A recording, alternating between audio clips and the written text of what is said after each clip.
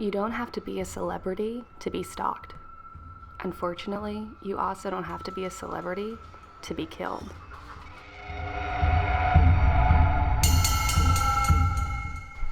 Number 1. Tatiana Tarasov and Prosenjit Podar. Tatiana and Prosenjit met in 1968. They both attended University of California, Berkeley, and became friends. They shared a friendly kiss at a New Year's Eve party, but Prosenjit thought it meant much, much more. Tatiana made no attempt to lead him on and told him point blank that she did not want any kind of relationship with him, nor was she attracted to him in a romantic way. He couldn't handle the rejection and would obsess over her, even secretly recording their conversations. At one point, Tatiana went out of town, and Prosenjit went to a school psychologist, explaining he intended to murder her upon her return. The psychologist feared he may be suffering from paranoid schizophrenia and warned campus police. However, when they interviewed the young man, they concluded he was no threat to anyone. After Tatiana returned, no one told her about the threat, and on October 27, 1969, Prosenjit went to her home and shot her with a pellet gun before stabbing her 14 times. He turned himself in, but his conviction was overturned due to the jury not being properly instructed. The state elected to deport him to India after serving 5 years, rather than risk a retrial. Number 2. Colette Dwyer and Derrick Todd Lee. In 2002, Colette Dwyer was being stalked and harassed by a man she thought was a serial killer. She lived in St. Francisville, Louisiana, and met Derrick when he started frequenting the place that she worked.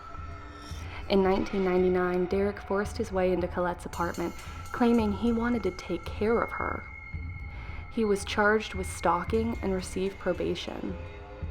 Shortly thereafter, he went to jail for an unrelated crime. 2 years later, upon his release, he started stalking Colette again. Meanwhile, a woman in Baton Rouge, Charlotte Murray Pace, was murdered, and Colette was convinced Derrick was responsible. She notified police, but they didn't take her tip seriously, as they had already decided the perpetrator was probably white. Another woman, Pam Kennemore, was murdered, and again Colette pushed police to consider Derrick. Again, she was ignored. Finally, in May of 2003, Derrick was questioned for the rape of a woman, resulting in his DNA being taken. It linked him to the murders of 7 women and earned him the nickname, the Baton Rouge serial killer.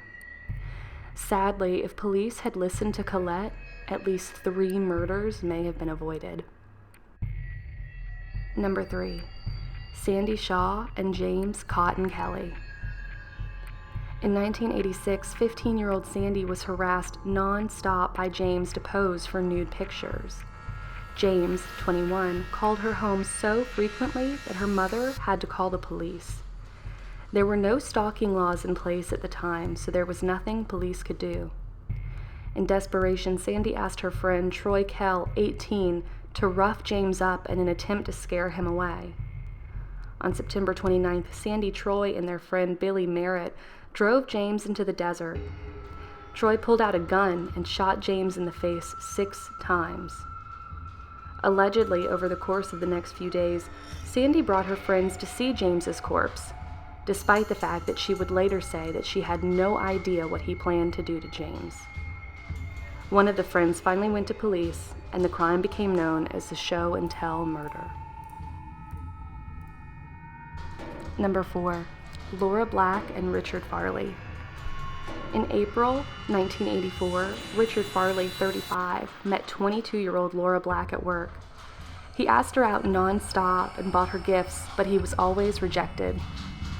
Over the next 4 years, his obsession became disturbing. He wrote her upwards of 200 letters and would show up at her home so frequently, she was forced to move several times.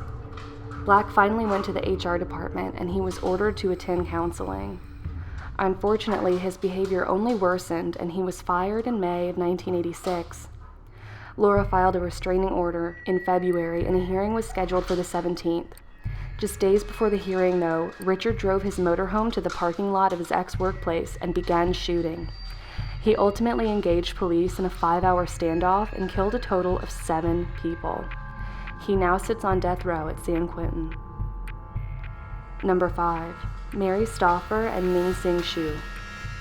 Ming was born in Taiwan and immigrated to Minnesota as a child.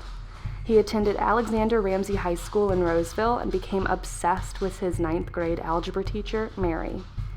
The obsession lasted 15 years.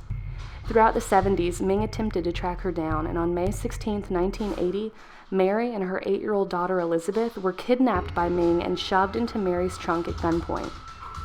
Ming drove off but had to pull over due to how noisy his hostages were being.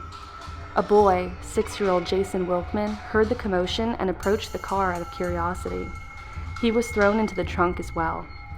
Ming then drove the boy to a wildlife refuge and beat him to death with a metal rod. He then took the girls to his home and held them for 2 months. On July 7th, they escaped and called for help. Ming was arrested at his workplace. He somehow managed to sneak a knife into court and slashed Mary's face while she testified. He was sentenced to 40 years for murder and 30 for kidnapping.